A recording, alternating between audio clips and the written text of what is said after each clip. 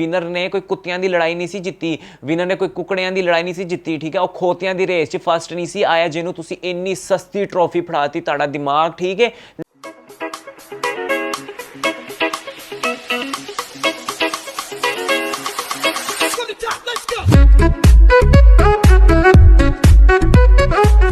Hi everyone, this is me I'm Sufiyan with natural beauty and too much cuteness के साथ आपकी खिदमत में लेकर आया है जी तमाशा के सीजन 1 का आखिरी रिव्यू। लेकिन इसके साथ साथ हम लेकर आ रहे हैं बिग बॉस सीजन 16 का रिव्यू भी।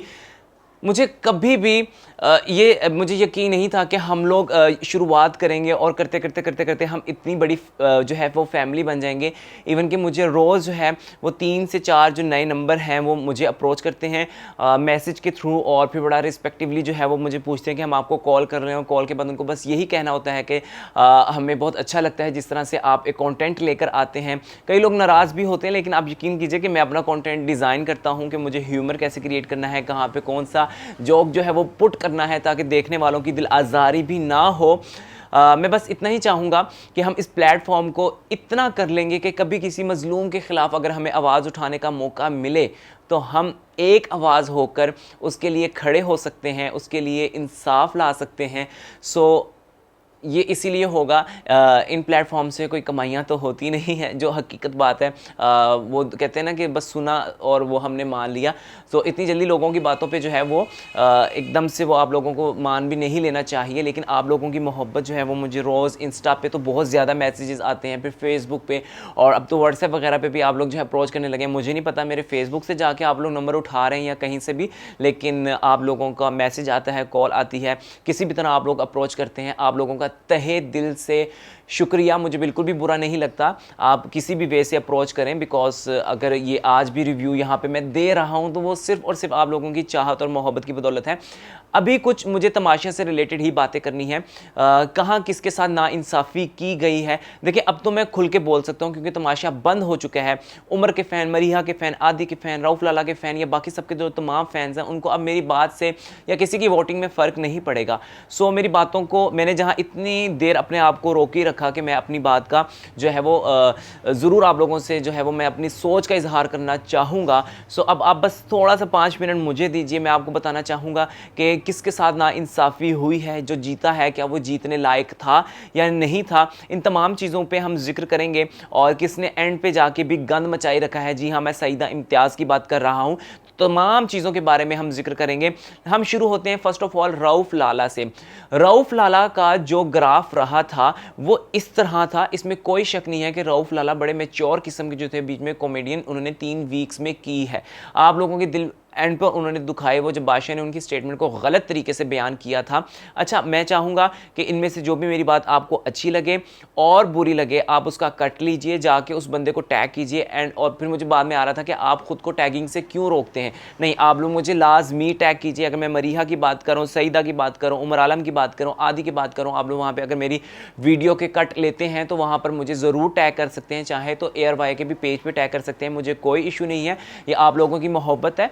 शायद मेरे सोचने में गलती थी, मैं सोच रहा था कि आप लोग मुझे पॉलिटिक्स के अंदर इन्वॉल्व कर रहे हैं और मुझे कहीं भी किसी का फेवरेटिज्म में नहीं जाना था। सो मैं इस चीज़ से गुरेज कर रहा था। मेरी ना अहली, मेरी ना कम अकली कि मैं आप लोगों की इस मोहब्बत को समझ नहीं सका हूँ। सो आप लोग टैगिंग के लिए बिल्कुल आप लीजिए, बीच में से निकालिए। मरीहा को करना है, जिसको भी करना है, यू कैन टैग मी, और थैंक यू सो मच। और मैं बात कर रहा था रऊफ़ लाला की। रऊफ़ लाला को ऑडियंस ने नहीं चूज़ किया था, रऊफ़ लाला को लेकर आई थी टीम ARY की टीम। अच्छा, ये बहुत गलत हुआ। ऐसा देखिए, आप लोग कहते हैं कि कोई बड़ी एज का बंदा ही ना आए, बड़ी एज का बंदा ज़रूर आना चाहिए। उसके अंदर जो एक पॉजिटिविटी होती है, एक जो ज़िंदगी का एक्सपीरियंस होता है, हमें वो देखने मिलता है। हमारे यूथ को, हमारे बच्चों को जो अगर उसको फॉलो करते हैं तो वो उनको देखने में आता है। लेकिन इस तरह की जो पर्सनैलिटीज़ हैं उनको इतना आगे नहीं लेकर आना चाहिए कि आपका तमाशा का जो खेल है वो ही ख़राब हो जाए और वहाँ पर जो है आप लोग वो छक्के चौके लगा ही ना सके। उनकी वजह से आपको टास्क भी इस तरह के डिज़ाइन करने पड़े, फिर उनको फेवरेटिज्म भी देना पड़े, जिस पे पब्लिक का रिव्यू भी आए, फिर जिनके इतनी ज़्यादा बीमारियों का भी इशू हो, आप उनको थोड़ी ड्यूरेशन के लिए लाएँ और बड़ी ही इज्जत अफजाई के साथ जो है, या कोई भी एक्सक्यूज़ बनाकर तो उनको शो से बाहर किया जा सकता है। रियलिटी शो के अंदर इस तरह के कॉन्ट्रैक्ट साइन होते हैं। जैसे सिद्धू थे, वो इंडिया के, उनको बिग बॉस के अंदर से ले जाया गया था क्योंकि उन उनके साय में रहकर कोई भी गलत काम नहीं कर पाते थे, बिकॉज उनके पास इतनी स्ट्रॉन्ग पर्सनैलिटी थी कि वो सामने वाले को समझा लेते थे। तो बिग बॉस की अपनी गेम खराब हो रही थी। सो लाला को इतनी देर तक जो है वहाँ पर आपको नहीं स्टे करवाना चाहिए था। लाला शुरू के दिनों में ही अगर अपने घर को चले जाते तो इसमें उनके लिए बहुत बेहतरी रहती। देखा जाए तो उनको कहीं ना कहीं शो में रहने से बहुत ज़्यादा, कहीं ना कहीं नहीं, बहुत ज़्यादा नुकसान हुआ है। उसके बाद हम चलते हैं जी आदि की तरफ। आदि की गेम कैसे रही है? आदि जैसी जो पर्सनैलिटीज़ होती हैं, इन्हें तो बंदा गले लगा कर 2-3 मिनट के लिए उनसे प्यार वसूल भी करे और उनको प्यार दे भी। मैंने आपको पहले भी कहा था कि आदि बहुत ही खूबसूरत पर्सनैलिटी, बहुत ही अच्छी शख्सियत के मालिक हैं। लेकिन आदि को आपने देखा होगा शुरू के 3 वीक्स के अंदर आदि का ज़ीरो इंटरेस्ट था, ठीक है। और मुझे लगता है कि जिस इंसान का गेम के अंदर 3 वीक्स के अंदर ज़ीरो इंटरेस्ट रहा और इतनी कम ड्यूरेशन के अंदर 45 डेज़ के अंदर अंदर उसको इतना कुछ दिखाना है, तो बाकी सारे जो चाहे वो गलतियां कर रहे थे, चाहे वो बेकार की बातें करते थे, बेकार के मुद्दे होते थे, जिसमें मायरा भी थी, मरीहा भी थी, साइम भी थे, नुमान भी थे, लेकिन जो आदि जैसी पर्सनैलिटीज़ होती हैं वो इस घर में नहीं होनी चाहिए। अगर हों भी तो मैंने जो रियलिटी शो को फॉलो किया है वो जल्द से जल्द बाहर हो जाते हैं, क्योंकि इसमें कोई शक नहीं है कि तमाशा बहुत ज़्यादा बोरिंग रहा है। उमर आलम और आदि के जो एंड के जोक्स थे और बहुत ही बोरिंग और फजूल लगते थे। ऐसा लगता था रिपीटेड दिखाया जा रहा है। शुरू में तो वो रैप ही नहीं ख़त्म हो रहे थे, तो बड़ी मुश्किलों से हमने रिक्वेस्ट कर करके एयर वाई टीम से जो है उसको ख़त्म करवाया।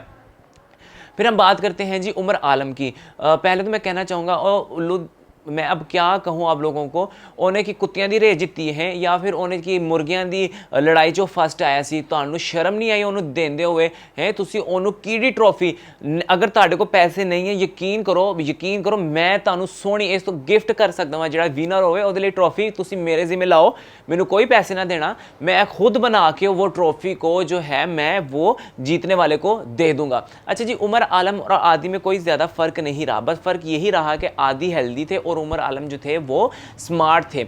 अच्छा, और उसके बाद जो है उमर आलम ने कोई भी कहीं भी अपना पॉइंट ऑफ व्यू नहीं रखा है पूरी गेम के अंदर। आप मुझे अब भर भर के गालियां दें, आप वहाँ पे जाके कमेंट सेशन में बुराइयां करें, ये करें वो करें, जो मर्जी आप करते रहें, लेकिन उमर आलम ने कहीं भी अपना पॉइंट ऑफ व्यू नहीं रखा है, ठीक है। उसके बाद जब उनसे वो अक्कड़ बक्कड़ बम्बे, वो अब यकीन करें अगर बिग बॉस या इस तरह के शो के अंदर कहीं जाकर ये चवल मारी जाती, इस कदर जलील और रुसवा किया जाता कि लग पता जाता। मुझे बहुत दुख है कि तमाशा को उस तरह से डिज़ाइन नहीं किया गया कि जो डिज़र्विंग पर्सनैलिटी थी उसकी पर्सनैलिटी और निकल कर बाहर आती और उसको जो है वो अच्छी वोटिंग मिलती और वो इंसान जीतता। यहाँ पर वो लोगों को जिताया गया, वो लोगों को आगे लाया गया जिनका कोई पॉइंट ऑफ व्यू नहीं था, जिनकी कोई गेम नहीं थी, जिनके अंदर कोई शिद्दत नहीं थी, जस्ट नॉनसेंस थी। मेरी बात सुने, पहले तो अभी आपने देखा होगा कि बिग बॉस जिस तरह स्टार्ट हुआ है उसके अंदर एक से एक लड़का उन्होंने उठा के एक दूसरे के बराबर खड़ा किया है। उन्होंने ऐसा नहीं किया कि एक जवान लड़का और बाकी सारे बुढ़े। आप लोगों ने क्या किया, आदि उम्र का कोई मुकाबला नहीं बनता, ठीक है, साइम उम्र का कोई मुकाबला नहीं बनता, लाला का इनका साम कोई मुकाबला नहीं बनता, नुमान भी उसी एज के लाला के। आपने इस तरह का कुछ चूमर अंदर डाला कि उनके दरमियान कोई कंपटीशन था ही नहीं। और सबसे बड़ी बात, इस शो की जो ऑडियंस है वो हमारी बहनें हैं, ठीक है, और वो फॉलो कर रही थी। तो ये एक चार्म है, ये एक नेचुरल चीज़ है कि लड़कियां जो हैं वो लड़के उनकी तरफ ज़्यादा अट्रैक्शन से उनको पसंद करते हैं, इसी तरह ऑपोजिट लड़कियों की तरफ से भी पाया जाता है फॉर बॉयज़। सो उस चक्कर में जो है उमर आलम को इतनी हाइप मिली। मैं आपको पहले कह रहा हूँ कि मेरे लिए उमर आलम और आदि ज़बरदस्त इंसान है, मतलब इंसान के तौर पे बहुत ही अच्छे हैं, लेकिन इनका कभी भी कोई भी पॉइंट ऑफ व्यू नहीं रहा है। मेरे ख्याल से तमाशा जैसे ये जितने भी रियलिटी शो हैं, अगर उसके अंदर आपका पॉइंट ऑफ व्यू नहीं है तो आप उस शो के अंदर दाखिल होने के हकदार हैं ही नहीं। पहले वीक में ही इस तरह की जो शख्सियात है उनको बाहर निकाल दिया जाता है। मरीहा का पॉइंट ऑफ व्यू रहा, मरीहा की गेम सुपर्ब रही, मरीहा ने हर जगह वहां आवाज़ उठाई, उसने वहां पे कोई बादशाह की चापलूसी नहीं की है, जबकि बाकी सब ने वहां पे बादशाह की चापलूसी किया। खास तौर पे आदि तो इतनी चापलूसी करते थे कि जिसकी हद नहीं थी। फिर मरीहा ने ऐसी कोई जगह नहीं है जहां पे अपना पॉइंट ऑफ व्यू ना रखा हो, उसको कहीं किसी के उसकी लड़ाई भी होती थी तो उसके खिलाफ भी खड़ी हो जाती थी अगर उसको लगता था कि यह गलत हुआ है। आखिर इन्होंने डिज़ाइन ही नहीं ऐसा शो को किया, कुछ ऐसा करते कि आखिरी दिनों में रखते हैं कि कौन क्यों जीतने के लायक है जी। आपके पास 5 हमने पॉइंट्स दिए हैं, आप बताएं कि आपने इन पॉइंट्स के अकॉर्डिंगली कहाँ कहाँ काम किया, आपने कहाँ किसके लिए स्टैंड लिया, आपने अपनी ज़ात के लिए कहाँ स्टैंड लिया, आपने टास्क में कितनी शिद्दत दिखाई। टास्क मतलब जीतना नहीं होता, टास्क मतलब होता है कि वो एम, वो जोश जिसके जज्बे पे आप खेल रहे हैं, ठीक है। फिर आपने जो है घर के अंदर कितनी इन्वॉल्वमेंट दिखाई, आपकी क्या एंटरटेनमेंट रही। ये तो बादशाह ने भी कहा कि उमर आलम और आदि जो है वो मीसनियों की तरह साइड पे बैठे रहते हैं, जो कि अच्छी चीज़ नहीं है। और फिर आपने घर के तमाम अफराद को जो है ट्रॉफीज दी, और उस लड़की ने जिसने आपको इतना कंटेंट दिया उसको आपने कुछ भी नहीं दिया। तो मैं आपको सच बताऊं, मैं पूरे घर का एनालिसिस करूं, इनमें सिर्फ एक ही कंटेस्टेंट वो था जो रियलिटी शो के लिए सही कास्टिंग थी, वो थी मरीहा। बाकी सब मिस कास्टिंग थी। मैं बिल्कुल भी खुश नहीं हूं कि जो रियलिटी शो है, मैंने आपसे पहले कहा कि उमर के लिए अल्लाह ताला उसको ज़िंदगी में, उसको जब फ़ाहम मुस्तफ़ा ने लीड रोल अता किया है, वो मज़ा आ गया। मतलब कि लाला जिस तरह उसको डिग्रेड वहाँ पे कर रहे थे, उसके लिए मौका नहीं था। उमर, आपके लिए अल्लाह ताला बहुत आसानियाँ पैदा करेगा, आप मुस्तकबिल के हीरो बन चुके हो, ठीक है। जितना हम आपसे प्यार करते हैं आपको शायद उस बात का अंदाज़ा भी नहीं है। अच्छा, मैं एक बात आपको करता चाहूँ कि मैंने लोगों से जो है इनसे डायरेक्ट रब्ता करने की बात की मैंने, मरीहा से, उमर से और निका जी से, मतलब कि सबसे बातचीत है, हुमैरा से भी की। हम लोग जो समझते हैं ना, जो हम देखते हैं, जब तक इंसान के सामने कैमरा रहेगा वो एक्टिंग ही कर रहा है, चाहे वो अहमद सुफियान ही क्यों ना हो। अभी ये कैमरा लगा हुआ है, सो एक्टिंग ही हो रही होती है। हम उन तमाम चीज़ों से गुरेज करते हैं, हम तो नाक में उंगली डालने, कान में ऐसे करने से भी गुरेज कर रहे होते हैं, क्योंकि हम कैमरा के सामने हैं। सो हम उसमें खुलकर नहीं आ रहे होते। तो हमें किसी को भी चाहने का जो जज्बा है ना, अगर वो बढ़ चढ़ कर चाहना है तो अपने माँ बाप को चाहें, अपने बहन भाइयों को चाहें, जो गैर हैं, वो आपको चाहे टीवी में दिखते हैं या आपके दूसरे हैं रिश्ते, वो इतने अहमियत के लायक नहीं होते हैं कि आप उनके लिए सबको भूल जाएं और पागलपंती दिखाने लग जाएं। चाहत का जो इजहार है उसमें भी एक बैलेंस होना चाहिए, लेकिन जब माँ बाप जैसी शख्सियात का बात आए तो खुलकर प्यार करें, ठीक है। जी भर के प्यार करें, अपने प्यार को, अपनी चाहत की सही डायरेक्शन को पहचानना बहुत ज़रूरी है। अच्छा, घर के बाहर जो एक बहुत गन चल रहा है जी, मैंने देखा सईद इम्तियाज़ की, मैं आपको यहाँ पे जो है वो स्क्रीनशॉट शेयर कर दूंगा। स्टोरीज़ लगा रही हैं कि उमर आलम की मैं फियांसे से मिल चुकी हूँ, आप लोग इस तरह की बातें ना करें, ये करें। पहली बात तो सईदा सिर्फ और सिर्फ जो है वो मरीहा को एंड पे गंदा करने आई थी, खुद गंदा होकर निकली हैं, और उन्हें पता है कि बाहर उमर आलम की बहुत बड़ी फ़ैन फॉलोइंग है। और लव यू आदि, लव यू मरीहा, स्लोट, ठीक है। इन तीनों ने तीनों शख्सियात, सिर्फ ये प्लेयर्स ही अच्छे नहीं थे, ये तीनों शख्सियात भी बहुत अच्छी थी। जो जीता है, जिसको उसको नहीं जीतना चाहिए था। मैं क्लियर हूँ, मुझे आप लोग बुरा कहें, जो मर्ज़ी कहें, ठीक है।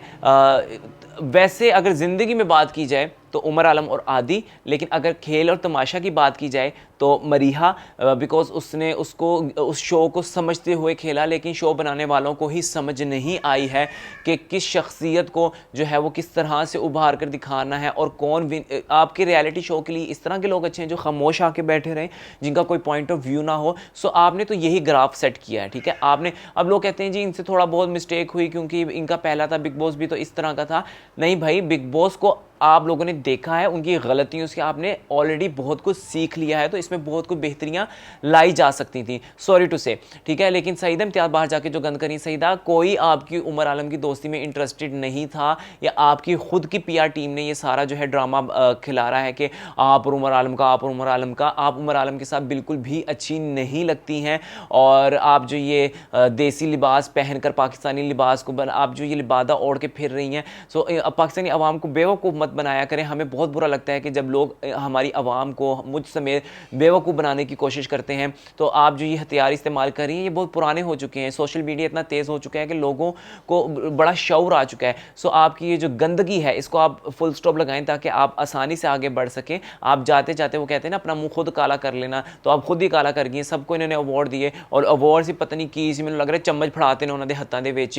तो मैं कह रहा वहाँ कि मैं पहले भी कह रहा थानू कि विनर ने कोई कुत्तियां की लड़ाई नहीं सी जित्ती, विनर ने कोई कुकड़ियां की लड़ाई नहीं सी जित्ती, ठीक है। और खोतियां की रेस च फस्ट नहीं सी आया, जिन्हों तुसी इन्नी सस्ती ट्रॉफी फड़ाती। ताड़ा दिमाग ठीक है, नैक्सट मैनू कहो, मैं बना के दांगा तानू ट्रॉफी, कम से कम एड्डी वड्डी होएगी, लगेगी भी सोनी। किन्ने लग जाएंगे पैसे यार, तुसी 200 वाली ने ट्रॉफी फड़ाती है, इस तो चंगा लॉलीपॉप फड़ा देंदे।